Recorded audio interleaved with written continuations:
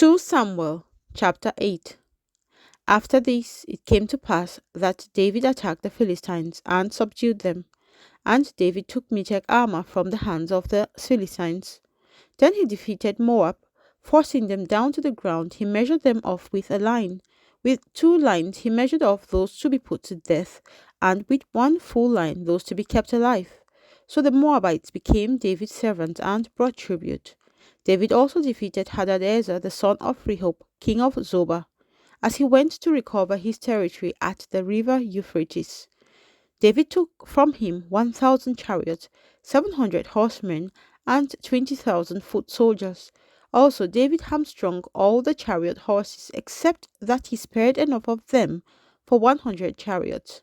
When the Syrians of Damascus came to help Hadadezer, king of Zobah, David killed 22,000 of the Syrians.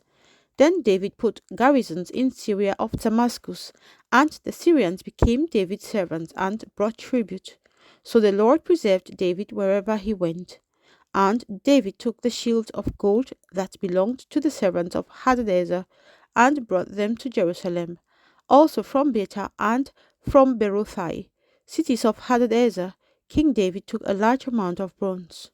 When Toi, king of Hamath, heard that David had defeated all the army of Hadadezer, then Toi sent Joram his son to King David to greet him and bless him, because he had fought against Hadadezer and defeated him, for Hadadezer had been at war with Toi.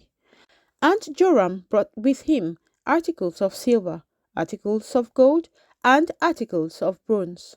King David also dedicated these to the Lord, along with the silver and gold that he had dedicated from all the nations which he had subdued, from Syria, from Moab, from the people of Ammon, from the Philistines, from Amalek, and from the spoil of Hadadezer, the son of Rehob, king of Zobah. And David made himself a name when he returned from killing 18,000 Syrians in the valley of Salt. He also put garrisons in Edom. Throughout all Edom he put garrisons, and all the Edomites became David's servants. And the Lord preserved David wherever he went.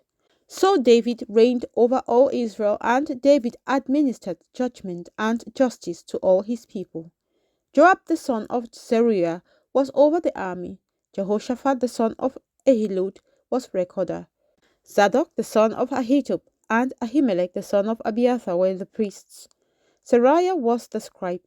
Benaiah the son of Jehoiada was over both the Cherethites and the Peletites, and David's sons were chief ministers. 2 Samuel chapter 9. Now David said, "Is there still any one who is left of the house of Saul, that I may show him kindness for Jonathan's sake?" And there was a servant of the house of Saul, whose name was Ziba.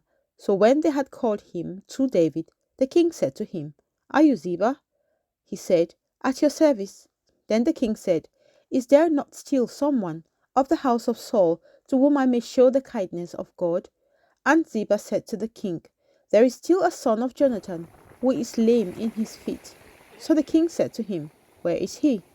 And Ziba said to the king, "Indeed, he is in the house of Machir, the son of Amiel, in Lo-debar."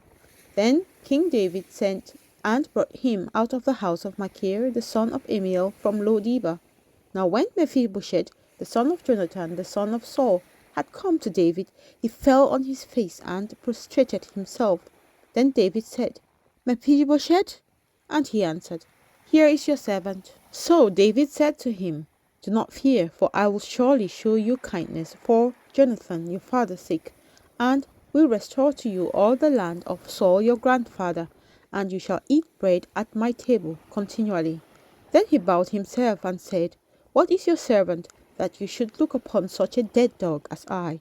And the king called to Ziba, Saul's servant, and said to him, "I have given to your master's son all that belonged to Saul and to all his house.